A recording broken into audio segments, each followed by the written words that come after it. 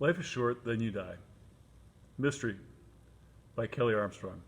Being a teenager is a time of firsts. First kiss, first love, first loss, first job, the first taste of adult responsibilities, and the first look at an independent life away from both the restrictions and the security of home. And in this case, a very different type of first. Murder. This short story collection of murder mysteries adds a sinister spin to the joy and pain of firsts that have always been a major part of life. Whether it's high school cliques who take the term backstabbing literally, stumbling upon a body on the way home from school, or receiving a Snapchat message that promises something deadly.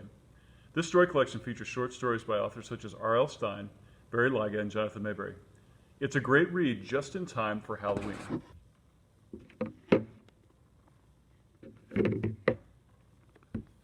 You may know the story of Frankenstein.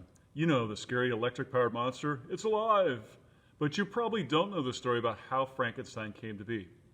The author was a runaway named Mary Shelley, who was disowned by her family and had her baby die only days after it was born. But instead of getting depressed, she poured her pain into one of the greatest horror stories of all time.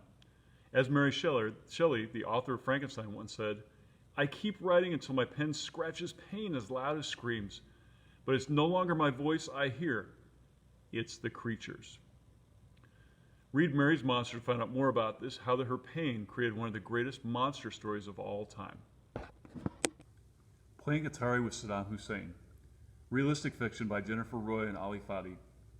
At the start of 1991, 11-year-old Ali Fadi was consumed with his love for soccer, video games, and American television shows. Then, on January 17th, Iraq's dictator Saddam Hussein went to war with 34 nations led by the United States. Over the next 43 days, Ali and his family survived bombings, food shortages, and constant fear.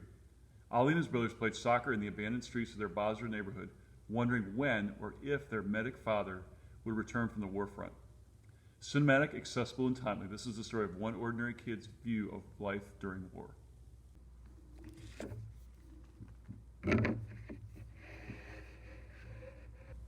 On Your Mark, Get Set, Gold, an irreverent guide to the sports of the Summer Olympic Games.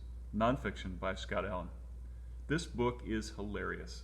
Each section explains a different sport and how it's played in the Summer Games in terms of what it is, how it is played, your chances of becoming a champion in it, the fun and not so funs of the sport, and what types of injuries you can get.